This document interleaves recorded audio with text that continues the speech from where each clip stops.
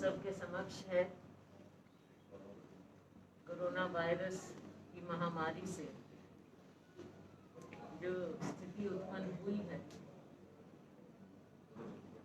उसके बारे में सब जानते हैं, अच्छी तरह से जानते हैं। जहाँ एक और आम लोग इस महामारी के कारण उनकी जिंदगी एकदम बदल चुकी है, वहाँ दूसरी ओर जो स्थिति लॉकडाउन के कारण उत्पन्न हुई उससे लोगों की जिंदगी ने एक अलग मोड़ लिया है और एक अलग पहलू लोगों के सामने आया है। हम बात करें अपने राज्य की तो कोरोना महामारी से कितने लोग ग्रस्त हैं, कितने पॉजिटिव केस हैं कि हर रोज सरकारी बुलेटिन में हम देख लेते हैं। लेकिन उससे ज्यादा मैं समझती हूँ कि जो आज के दिन स्थिति है वो ये है कि लोगों की जिंदगी को इसके कारण कैसे प्रभावित होना पड़ा है वो एक अलग और बहुत ही चिंता का विषय है। लोगों की रोजी रोटी, हमारे प्रदेश एक और स्वास्थ्य की व्यवस्था और दूसरी ओर अर्थव्यवस्था, आम नागरिक चाहे वो कोई भी हो, किसी भी स्तर का, गरीब से गरीब, बीपीएल की बात करें, मजदूर की बात करें, किसान की बात करें, आम नागरिक, मिडिल क्लास, सभी लोग बुरी तरह से प्रभावित हो चुके हैं। रोजगार आज के दिन हरियाणा में सीएमआई रिपोर्ट के मुताबिक 43% के करीब, जो कि बहुत ज्यादा आप सभी माने। 43% ऑलमोस्ट आधा, आप सभी बहुत हाई फिगर है ये। हमारे नौजवानों को आगे नजर नहीं आ रहा, पढ़ाई में बाधा आई हुई है, उन्हें समझ नहीं आ रहा कि आगे इस साल का उनके साथ क्या होगा। सेमेस्टर आगे बढ़ेगा, अगले साल में उन्हें प्रमोशन मिलेगी अगली क्लास में कि नहीं मिलेगी। हमने डिमांड किया है, हमारी एनएसयूआई ने डिमांड किया है कि उनकी फीस भी माफ हो और बच्चों को अगली क्लास में पास भी किया जाए, अगले सेमेस्टर में दिया जाए दाखिला। इसके साथ साथ नौकरियों की बात करें, राज्य सरकार ने कभी कह देते हैं हम नई नौकरियां नहीं देंगे, फिर यू टर्न करते हैं कि देंगे, लेकिन असली स्थिति साथियों देखने वाली होगी कि कितनी नौकरियां इस साल में मिलेंगी। मुझे नहीं लगता कि सरकार कोई नई नौकरियां देगी। पिछली नौकरियों पर ही रोक लगा रखी है इन्होंने, कॉन्ट्रैक्ट के लोगों को उनकी छुट्टी किए जा रही है दिन प्रतिदिन, नई नौकरियां कहाँ से देंगे। हमारे युवा को आज के दिन कोई आशा की किरण नजर नहीं आ रही। गरीब आदमी के सामने कुछ दिखता नहीं, नौकरियां जा रही हैं, लेबर का बुरा हाल है, राशन पानी ढंग से पहुंच नहीं रहा, वायदे बहुत बड़े बड़े, लेकिन जब तक उसके हाथ में पैसा नहीं होगा, कैश उसके हाथ में, उसके अकाउंट में नहीं आएगा, तब तक उसको दिक्कत आएगी। कांग्रेस पार्टी ने, राहुल गांधी जी ने, हमने डिमांड किया है कि सब गरीब लोगों के, सब आम लोगों के खातों में आप 10,000 रुपया दीजिए फौरी तौर पर, और फिर अगले 6 महीने के लिए 7500 रुपया के खातों में डालिए, ताकि कुछ पैसा आए, खर्च हो, अर्थव्यवस्था की चक्री दोबारा घूमनी शुरू हो। उसको पढ़ाइए, 100 दिन की बजाय 200 दिन मनरेगा के तहत कार्य दीजिए। बहुत सी बातें सरकार को ध्यान देना चाहिए। मिडिल क्लास की ओर देखें, जो कामगार लोग हैं, दुकानदार लोग हैं, सबका कार्य ठप है, लेकिन उनको कोई राहत नहीं, बिजली के बिल में कोई राहत नहीं, प्रॉपर्टी टैक्स में राहत नहीं, कमर्शियल प्रॉपर्टी के टैक्स में राहत नहीं, किसी को कोई राहत नहीं। स्थिति आपने देखी, ना खरीद ठीक से हो पाए, ना दावे बहुत बड़े हैं, आंकड़े बहुत हैं, लेकिन कितने किसानों की पूरी तरह से पेमेंट हो पाई है?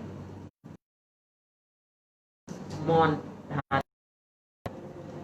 घोटाले पर घोटाले हो रहे हैं।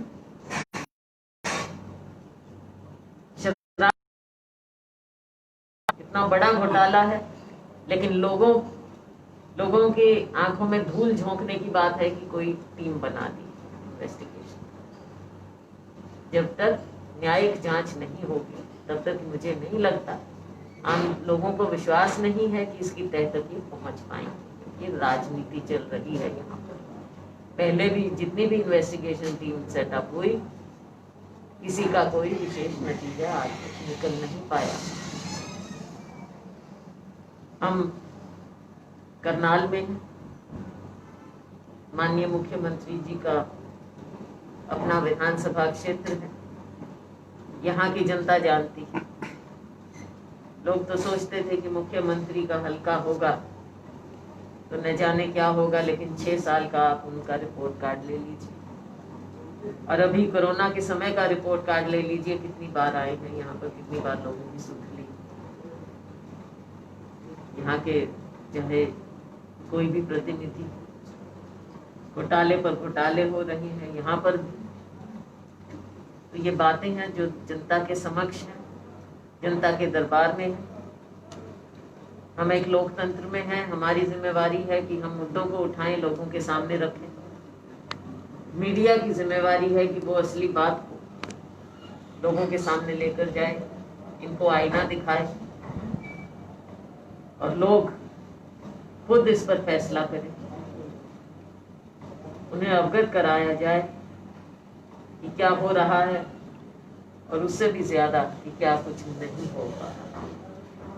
पिछले दिनों जो प्रवासी नागरिक अपने राज्यों में, अपने घरों में जाना चाहते थे, इस कदर अव्यवस्था हुई।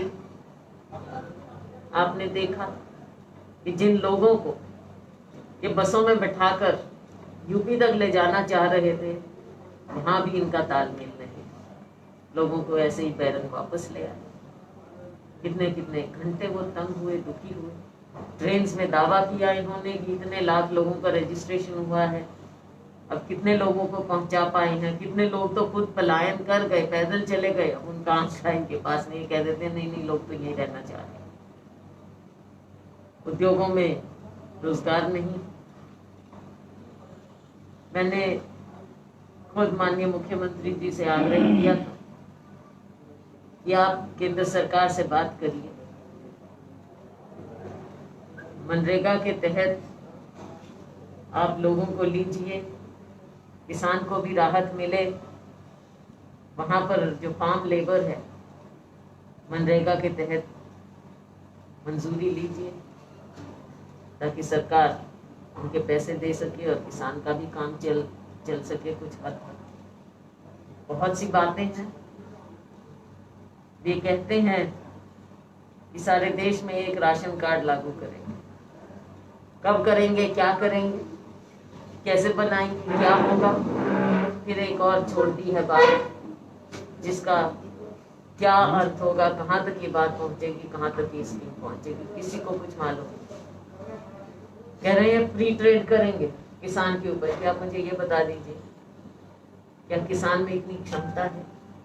क्या वो बड़ी कंपनियों के हाथ में एक्सप्लॉइट नहीं होगा?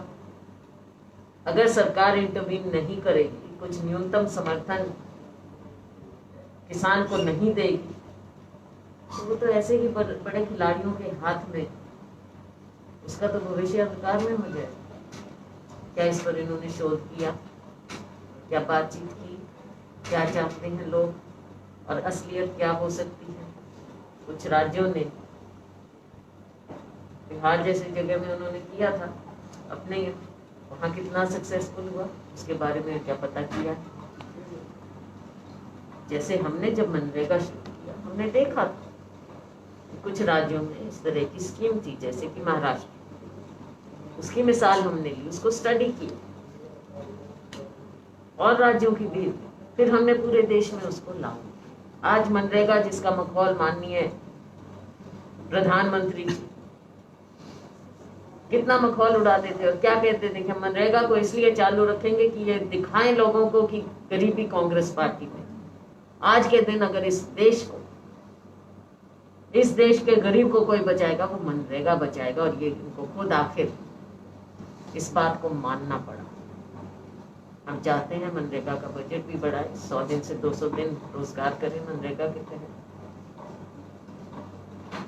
हमारी अर्थव्यवस्था को दोबारा से चालू करें, बिल माफ करें, बिजली का जो असली बिल है वो दें। हरियाणा की बात कर रही हूँ। आम लोगों को, मिडिल क्लास को राहत दें। और अभी किसी साथी ने बात की थी, जो स्कूल की फीस है उनकी ओर गौर से देखें। क्या आम आदमी, मिडिल क्लास आदमी बच्चों की स्कूल की फीस आज के दिन देने में समर्थ है? इन बातों को आपको देखना होगा, क्योंकि मिडिल क्लास भी आज पूरी तरह से गरीबी की ओर जा रहा है। मिडिल क्लास को ऊपर उठना चाहिए लेकिन वो नीचे की ओर जा रहा है। अर्थव्यवस्था जिसके साथ आपने ऐसा खिलवाड़ किया, नोटबंदी के समय में शुरू किया, उसके बाद जीएसटी आपने जैसे लागू की, देश की अर्थव्यवस्था तो वैसे ही लड़खड़ा गई थी, यही आंकड़े बताते हैं। और अब कोरोना की महामारी के कारण तो बिल्कुल धरातल पर है। इसको आगे कैसे बढ़ाया जाएगा, इसके बारे में सरकार नीति लेकर आए, लोगों के सामने रखें, बताएं कि सीधे तौर पर लोगों को क्या आप राहत देंगे, ताकि हमारा उद्योग भी चले, हमारे बच्चों का भविष्य उज्जवल हो, उनकी शिक्षा की प्रणाली ठीक से चले, गरीब से गरीब आदमी को राहत मिले, किसान को मिले, मजदूर को मिले, मिडिल क्लास को मिले। इसके बारे में सरकार सामने नीति लेकर आए। नीति तो ला नहीं रहे हैं, क्या उजागर हो रहा है? घोटाले। लोगों की भी बात करें जी। मैंने 1983 जो पीटीआई टीचर थे उनको बिना नोटिस के ही सड़क पर बिठा निकाल दिया। 1983 पीटीआई टीचरों को जी। अब उनका भविष्य क्या होगा, क्या होगा उनके साथ? सरकार को ऐसे समय में संवेदनशीलता दिखानी चाहिए, रास्ता निकालना चाहिए कि इन लोगों की क्षमता को हम कैसे इस्तेमाल करें, ना कि उनको सड़क पर आने को मजबूर हो जाएं। सरकार को रास्ता निकालना चाहिए, हमारी डिमांड। आपने कोई सुझाव भेजे हैं सीएम साहब से? मैंने तो इतने सुझाव भेजे हैं, मैं तो पहले दिन से सुझाव भेज रही हूँ मुख्यमंत्री जी को। पत्र लिखा है, हमारी बहुत चिट्ठियाँ जा रही हैं, बहुत जाती हैं, मैं बल्कि मीडिया को भी शेयर कर लेती हूँ। तो जवाब किसी का कोई संतोषजनक जवाब आया ही नहीं। संतोषजनक क्या, जवाब ही नहीं आया कभी। चिट्ठी का जवाब भेजा ही नहीं। वो आपकी तरफ से क्या राय होनी चाहिए, जैसे जनता के लिए, जनता के हित के लिए? जैसे मैंने अभी इतना सारा ब्यौरा दिया जो चल रही है लॉकडाउन की, आगे के लिए जो चल रहा है नीति लाए ना सरकार। देखो, बिना नीति के कोई फैसला नहीं होता, क्योंकि जो ये फैसले रातों रात देते हैं, ऐसे इल कंसीव्ड फैसले होते हैं जो जमीनी हकीकत से दूर होते हैं। अफसरों के कहने से कुछ कर लेंगे, अगले ही दिन फिर इनको वापस लेने पड़ते हैं। तो इस तरह के ऑर्डर से सरकार नहीं चल सकती, हमेशा नीति से चलती है। नीति लेकर आए, पॉलिसीज बनाएं, लोगों से बातचीत करें। लेकिन लोगों से बातचीत करने का तो रिवाज ही नहीं है बीजेपी में, ऊपर से लेकर नीचे तक। हम एक तरफ लॉकडाउन खुल रहा है धीरे धीरे और कोरोना के केस भी लगातार बढ़ रहे हैं, तो उसमें आपकी क्या राय है? इसमें तो बहुत ध्यान से चलना पड़ेगा। हमारी स्वास्थ्य सेवाएं हैं, क्या हम उस स्तर तक हैं कि अगर ये बढ़ेगा तो उससे हम कैसे जूझेंगे? अभी जब इतनी से ही बात थी, उसी समय हमारे डॉक्टर्स हैं और हैं, उनके पास पूरे पीपी किट भी नहीं थे। तो किस तरह से हमारी तैयारी है राज्य की? एक और स्वास्थ्य सेवाओं की, दूसरी ओर आम आदमी की रोजी रोटी का सवाल। तो इन दोनों के बारे में सरकार ने क्या कोई चिंतन कुछ किया है? जनता को कॉन्फिडेंस तो सरकार देगी ना, आप और हम नहीं दे सकते। हम तो सहयोग कर सकते हैं, लेकिन आम जनता को कॉन्फिडेंस केवल सरकार दे सकती है। लेकिन ये कॉन्फिडेंस इसलिए नहीं दे पाते कि ये इतनी जल्दी में फैसले लेते हैं, वापस लेते हैं, तो लोगों को विश्वास इन पर कहाँ से आएगा? मैंने आज भी प्रेस कॉन्फ्रेंस थी अभी 12:30 बजे करीब बीजेपी की संजय भाटिया सांसद उन्होंने की। आज भी वही मुद्दे गिनवा के धारा 1 साल की उपलब्धि गिनवा रहे हैं कि सेकंड प्लान चल पड़ा है कि धारा 370 हम जो है कांग्रेस इतने टाइम में नहीं लेकर आई और आज धारा 370 मोदी जी ने एक कलम से कर दिया। हमने तो तब भी कहा था, चुनाव में भी जब ये मुद्दा उठाने की कोशिश की, मेरा तो एक सवाल था इनसे कि हमको ये बता दो कि धारा 370 का हमारे लोगों के, हमारे जो युवा वर्ग है, बेरोजगार है, हमारा किसान है, हमारे आम लोग हैं, उनसे 370 का क्या लेना देना है? आप हरियाणा की बात कीजिए ना, हमारे मुद्दों पर आइए। आप 370 तो छोड़ दो पीछे। जब जनता आपसे सवाल पूछ रही है, उन सवालों का जवाब दीजिए। उनका जवाब नहीं है तो लोगों की आंखों में धूल झोंकना है। कभी 370 की बात करेंगे, कभी किसी और की बात करेंगे, क्योंकि हरियाणा के लोगों के लिए तो कुछ किया नहीं है इन्होंने। मैंने मुद्दों की अगर बात की जाए, कोरोना सिर्फ आज एक ही शब्द है, कोरोना पूरे देश में मुद्दे बहुत सारे हैं, लेकिन नहीं, सिर्फ कोरोना उठते बैठते जो है सिर्फ जो है कोरोना है। ना कोई और कोई मुद्दा ना उठने दिया जा रहा है, ना उठाया जा रहा है। सिर्फ एक पैनिक, सरकार खुद नहीं पैनिक बना कोरोना का, ताकि और बातों से ध्यान हटे। जो असली मुद्दे हैं जनता जवाब मांगेगी, हमारा युवा जवाब मांगेगा, हमारा किसान जवाब मांग रहा है, हमारा गरीब से गरीब वर्ग जवाब मांग रहा है, मिडिल क्लास जवाब मांग रहा है। अब उनको जवाब दीजिए ना। उनके लिए तो आपके पास कुछ है नहीं, इसलिए ध्यान बांटने का ये एक और मुद्दा है इनके पास।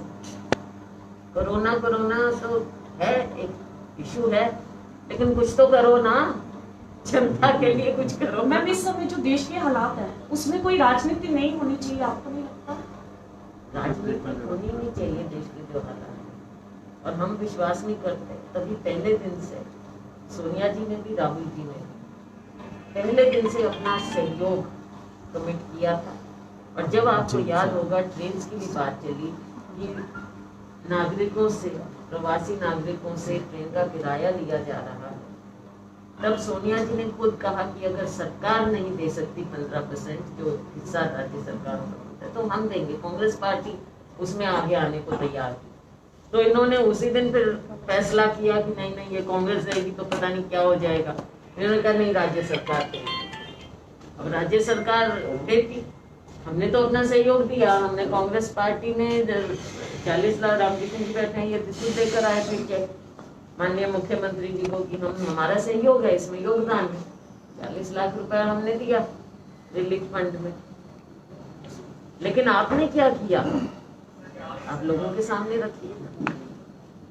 जहाँ तक कि आम लोगों की भी बात थी, कोरोना के समय चल रहा है, लेकिन जब उस समय एकदम पैनिक था, राशन पानी खाना आपने क्या दिया? ये तो संस्थाओं ने दिया। कितने चाहे समाज सेवी संस्थाएं हैं, चाहे लोगों ने अपने व्यक्तिगत पर्सनल रूप से योगदान दिया, चाहे राधा स्वामी डेरा, दूसरे डेरे, यहाँ पर भी आपको पता है करनाल में आप खुद रह रहे हो, कौन कौन से डेरे थे जिन्होंने सहयोग दिया? सबने दिया था ना। सरकार ने क्या दिया था? वो बल्कि उनको कहते थे कि हमारे माध्यम से दीजिए। सरकार को भी खाना राधा स्वामी सत्संग वालों ने, गुरुद्वारे वालों ने खिलाया। गुरुद्वारे वालों ने सबसे आगे कितनी मेहनत की। सभी गुरुद्वारों ने, मंदिरों ने, सबने मेहनत किया, ऐसी बात नहीं है। लोगों ने खुद व्यक्तिगत रूप से जिसकी जितनी क्षमता है अपने घर की रोटी कम करके लोगों तक पहुंचाई। मैम, अगर हम कोरोना से हटके बात करें राज्यसभा की, तो आपको राज्यसभा में ना जाने का कोई मलाल है या आप खुश हैं? ये बात अब पुरानी हो गई, पीछे रहेगी। आज के दिन हम क्राइसिस से गुजर रहे हैं, हम सभी लोग मिलकर इस क्राइसिस का मुकाबला करते हैं। मैम, कहीं ना कहीं हर जगह आप देख सकते हैं कि अगर किसी भी कॉन्फ्रेंस में जाए, कांग्रेस बीजेपी को और बीजेपी कांग्रेस को कहीं ना कहीं हर एक कॉन्फ्रेंस में टारगेट करती नजर आती है। और जब ऐसी महामारी का टाइम आया तो हम देख सकते हैं सिर्फ संस्थाएं सामने आई, ना ही कोई बीजेपी पार्टी से हमें अब तक दिखा, ना ही कोई कांग्रेस पार्टी से दिखा। ये एक फैक्ट है, आप भी जानते हैं। मैं नहीं जानती, और मैं इसके ये बारे में जानती हूँ कि कांग्रेस ने पूरी तरह से सहयोग किया। मैं आपकी बात से बिल्कुल सहमत नहीं हूँ। हमारे लोगों ने पूरा जमीन पर उतर कर कार्य किया है, मेहनत की है, लोगों के सामने आए हैं। हमारी पार्टी के कांग्रेस जन नीचे स्तर से लेकर सबने सहयोग किया। हर लेवल पर सहयोग किया है, तो कृपया ये मत कीजिए। उल्टा मैं ये कहना चाहूंगी कि भारतीय जनता पार्टी के लोगों को प्रशासन ने साथ लेकर, तो प्रशासन की आड़ में बीजेपी के लोगों ने अगर कुछ किया है वो अलग बात है, लेकिन अपने आप में बीजेपी ने कुछ नहीं किया। कांग्रेस पार्टी ने जबकि किया है और समाज सेवी संस्थानों ने किया है, सबने समाज सेवा की है। लेकिन आज के दिन कटघरे में कोई है तो वो सरकार है, ना कि विपक्ष। विपक्ष ने सहयोग दिया, सरकार ने कितना सहयोग लिया आप मुझे ये बता दीजिए कि क्या यहाँ हमारे कांग्रेस जन जो हैं, क्या यहाँ के प्रशासन ने उनको साथ लिया? क्या उनको जब लोगों में बांटना था या इकट्ठा करना था या कुछ करना था, क्या कांग्रेस के हमारे एमएलए साहब बैठे हैं, इनको साथ लिया? हमारे दूसरे नेता बैठे हैं, इनको साथ लिया या प्रशासन ने? तो इसलिए अगर कटघरे में कोई है तो वो बीजेपी है, ना कि कांग्रेस। और राजनीति बीजेपी कर रही है, कांग्रेस नहीं, कांग्रेस सहयोग कर रही है। लेकिन इसके साथ साथ मैं ये कहना चाहूंगी, क्योंकि हम एक जिम्मेवार विपक्ष है, तो ये हमारा काम है, हमारी जिम्मेवारी है, हमारा कर्तव्य है कि अगर कोई कमी होगी, कोई मुद्दा होगा जमीन का, तो वो हम उठाएंगे। वो तो हमारा काम है ना उठाने का। सरकार को हम बताएंगे कि ये कमी है। अब ये तो उनके विवेक पर निर्भर है कि वो उसको सुझाव समझते हैं या क्रिटिसिज्म समझते हैं। विकास के कार्य में क्या कमी आई है पहले से? जैसे कांग्रेस की सरकार भी रही है, विकास वगैरह इसको भी करना। अब मुझे बता दीजिए विकास का हुआ क्या है? कोई भी प्रोजेक्ट बना दीजिए, या आप हाईवे बता दो मेरे को, हाईवे का हाल देख लो आप, कुछ तो बताएं क्या किया है इन्होंने। केवल बातें हैं, आप मिसाल केवल हाईवे की देख के मुझे बता दीजिए क्या काम है। कोई काम नहीं, कोई प्रोजेक्ट नहीं, एक चीज तो लेकर आए। ये पानीपत तक की 12 लेन बनना था, 6 साल हो गए।